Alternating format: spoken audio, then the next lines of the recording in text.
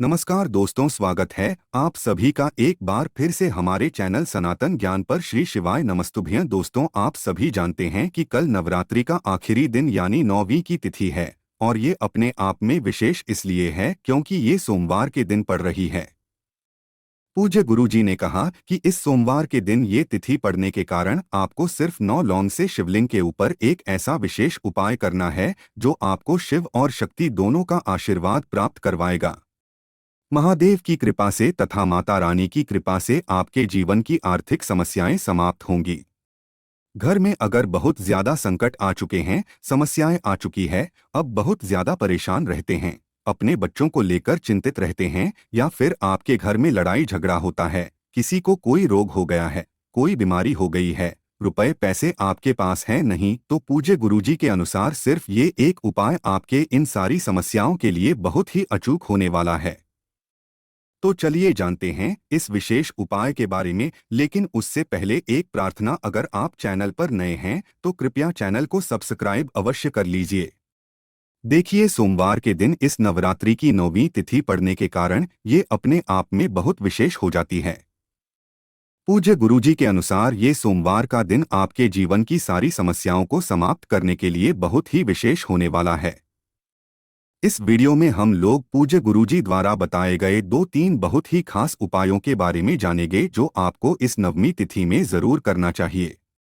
चलिए जानते हैं पूज्य गुरुजी द्वारा बताए गए पहले खास उपाय के बारे में। इस उपाय के लिए आपको सबसे पहले लेना है 9 लौंग। लौंग आप जो भी लेंगे वो फूल वाली होनी चाहिए, आधी अधूरी नहीं होनी चाहिए, टूटी हुई नहीं होनी चाहिए, खंडित नहीं होनी चाहिए।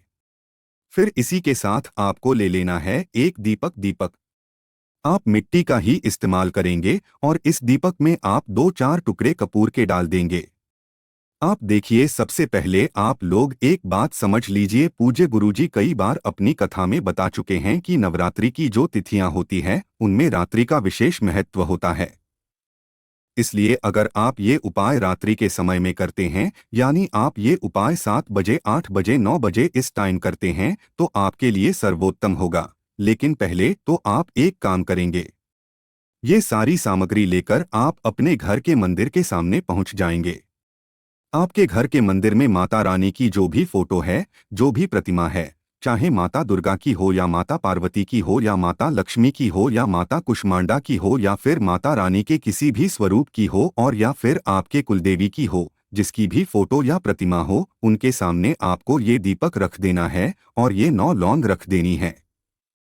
उसके बाद आपको माता रानी के बहुत ही प्रिय मंत्र ओम ह्रीं क्लीं चामुंडाय विच्चे इस मंत्र का स्मरण कर लेना है। आप कम से कम 11 बार या फिर इस बार 51 बार, 108 बार, जितना भी आपके पास टाइम है उतनी बार आप इस मंत्र का जाप कर लीजिएगा। आप कोशिश करिएगा कि आप 108 बार इस मंत्र का जाप कर ले। उसके बाद ये सारी सामग्री लेकर आप पहुंच जाइए शिवालय। अब देखिए, शिवालय पहुंचने के बाद आप जो दीपक लेकर आए हैं उस दीपक को शिवलिंग के बगल में कहीं पर रख दीजिए और फिर इसमें ये 9 लौंग मिला लीजिए। 9 लौंग जो आप घर से लेकर आए हैं उसको आप इसे दीपक में डाल दीजिए।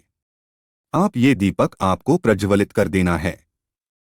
दीपक प्रज्वलित करने के बाद श्री शिवाय नमस्तुभ्यम या फिर ओम नमः शिवाय का कम से कम 11 बार या फिर अधिक से अधिक 108 बार वही शिवलिंग के सामने बैठकर आप जॉब कर लीजिए, यानी स्मरण कर लीजिए।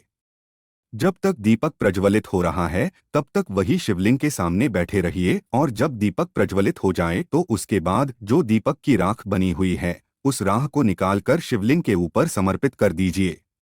देखिए, ये उपाय विशेष इसीलिए है क्योंकि आप जो ये दीपक प्रज्वलित करेंगे और फिर प्रज्वलित करने के बाद जो लौंग की राख बनेगी उस राख को आप शिवलिंग के ऊपर समर्पित कर देंगे और फिर से ओम नमः शिवाय फिर श्री शिवा नमस्तुभ्यम मंत्र का स्मरण कर लेंगे और अब शिवलिंग के सामने बैठे बैठे आपको अपनी वो मनोकामना बोल देनी है जिसके लिए आप ये उपाय कर रहे हैं।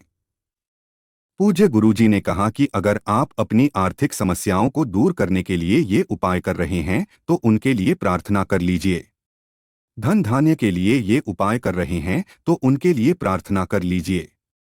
व्यापार के लिए उपाय कर रहे हैं तो व्यापार की बढ़ोतरी के लिए प्रार्थना कर लीजिए, या फिर नौकरी के लिए कर रहे हैं, या फिर आपकी कोई भी विशेष मनोकामना है जिसके लिए आप ये उपाय कर रहे हैं, उस मनोकामना का स्मरण कर लीजिए और फिर महादेव से मनोकामना पूर्ण करने की प्रार्थना करते हुए फिर वापस आप अपने घर आ जाइए। पूज्य गुरुजी ने कहा कि नवरात्रि की 9वीं तिथि में अगर आप ये विशेष उपाय कर लेते हैं तो माता रानी जाते जाते आपके जीवन की हर मनोकामना को परिपूर्ण कर देती है तथा महादेव आपके जीवन में सुख, समृद्धि और वैभव की प्राप्ति करवाते हैं। इसलिए आपको अपनी किसी भी मनोकामना को परिपूर्ण करने के लिए यह विशेष उपाय इस नवरात्रि की 9वीं में जरूर करना चाहिए। आप बात करते हैं पूज्य गुरुजी द्वारा बताए गए दूसरे खास उपाय के बारे में। देखिए, इस उपाय के लिए आपको ले लेना है एक हरी इलायची। अगर आपके पास एक हरी इलायची है तो एक ले लीजिए, या फिर 3 है तो 3 ले लीजिए, या फिर 5 है, 7 है, 11 है। जितनी भी आपके पास हरी इलायची है उतनी आप हरी इलायची ले लीजिए। बस आपको ध्यान रखना है कि ये इलायची पीली नहीं होनी चाहिए, क्योंकि कई बार ऐसा होता है कि आप जो दुकान से इलायची लेकर आते हैं वो पीली हो जाती है, यानी सूख जाती है, तो उसका कलर हरे से पीला हो जाता है। तो आपको ध्यान रखना है कि आप सिर्फ हरी राई जी का ही इस्तेमाल करेंगे। फिर इसी के साथ आपको ले लेना है थोड़ा सा घी। आप आधे से भी आधा चम्मच यानी 2-4 बूंद घी ले लीजिएगा। फिर इसके बाद आपको ले लेना है एक दीपक का मिट्टी कर ले लीजिएगा और इसमें थोड़े से टुकड़े कपूर के डाल लीजिएगा, और सबसे आखिर में आपको ले लेना है शुद्ध पीसी हुई हल्दी। अब ये चारों सामग्री लेकर आपको अपने घर के मंदिर के सामने पहुंच जाना है। पूज्य गुरुजी के अनुसार अगर आप इस उपाय को भी शाम के समय में करते हैं यानी रात के समय में करते हैं तो ये उपाय आपके लिए सर्वोत्तम होता है। रात में 7 बजे, 8 बजे, 9 बजे, 10 बजे, 11 बजे यानी 12 बजे के पहले आप इस उपाय को किसी भी समय कर सकते हैं।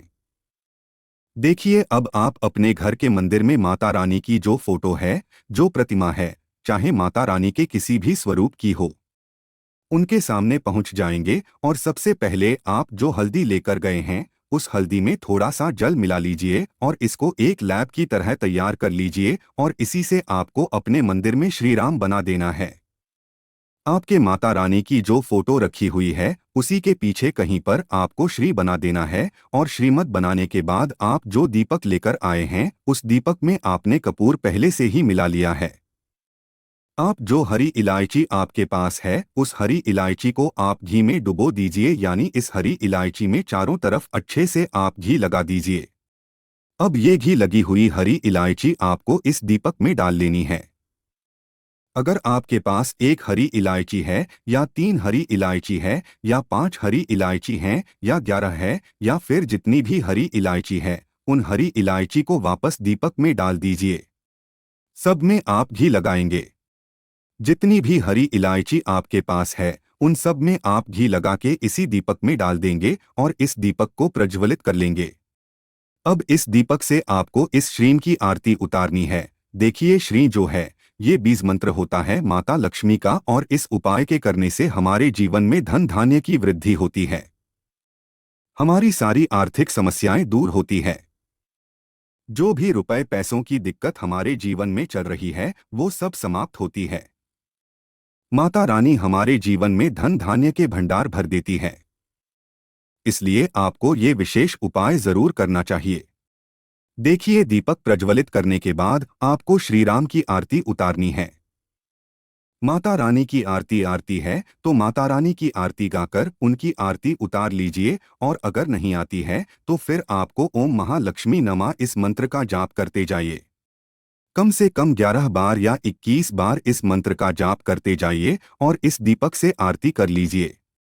इस श्रम की ही आप आरती करेंगे, फिर ये दीपक वहीं पर रख दीजिए और फिर वही माता रानी के सामने बैठकर आप ओम रीम कलीम चामुंडाय विच्चे इस मंत्र का कम से कम 108 बार या फिर 11 बार, 21 बार, 51 बार, जितना भी आपके पास टाइम है उतनी देर आप इस मंत्र का जाप कर लीजिए। आप कोशिश किया करिए कि 108 बार ही मंत्र का जाप करें। फिर ये उपाय करने के बाद माता रानी से प्रार्थना कर लीजिए कि हे माता रानी, मेरे जीवन में जो आर्थिक समस्याएं चल रही हैं उनको दूर करने की कृपा करिए और मेरे भी धन धान्य के भंडार भरने की कृपा करिए। ऐसी प्रार्थना कर लीजिए और फिर उसके बाद दीपक को वहीं पर रख दीजिए। पूजी गुरुजी ने कहा कि अगर नवरात्रि की 9वीं तिथि में आप ये विशेष उपाय करेंगे तो आपके धन के भंडार कभी खाली नहीं होंगे और आपके जीवन में भी आर्थिक समस्याओं का हमेशा के लिए अंत हो जाएगा। अब इसके बाद बात करते हैं पूज्य गुरुजी द्वारा बताए गए तीसरे सबसे आखिरी उपाय के बारे में। इस उपाय के लिए आपको 1 लोटा जल ले लेना है। फिर सबसे आखिर में आपको ले लेना है 1 चावल का दाना। चावल का दाना आप जो भी लेंगे वो टूटा हुआ नहीं होना चाहिए, खंडित नहीं होना चाहिए। अब ये तीनों सामग्री लेकर आपको पहुंच जाना है शिवालय। पूज्य गुरुजी ने इस उपाय के लिए कहा था कि अगर आप शाम को प्रदोष काल के समय उपाय करते हैं तो आपके लिए सबसे अधिक उपयोगी होता है, क्योंकि शाम को प्रदोष काल के समय महादेव साक्षात शिवलिंग में विराजमान होते हैं। देखिए, अब शिवालय पहुंचने के बाद आप सबसे पहले जो 1 चावल का दाना लेकर गए हैं उस चावल के दाने को शिवलिंग के ऊपर समर्पित कर दीजिए और श्री शिवाय नमस्ते ब्रह्मा मंत्र का स्मरण कर लीजिए। फिर इसके बाद जो आप 1 बेलपत्र लेकर गए हैं उस बेलपत्र को अपने हाथ में रखिए और आपकी जो भी मनोकामना है उस मनोकामना का स्मरण करिए और फिर यह बेलपत्र शिवलिंग के ऊपर समर्पित कर दीजिए। बेलपत्र की चिकनी साइड का हिस्सा शिवलिंग में टच करेगा और डंडी जलाधारी की तरफ रहेगी।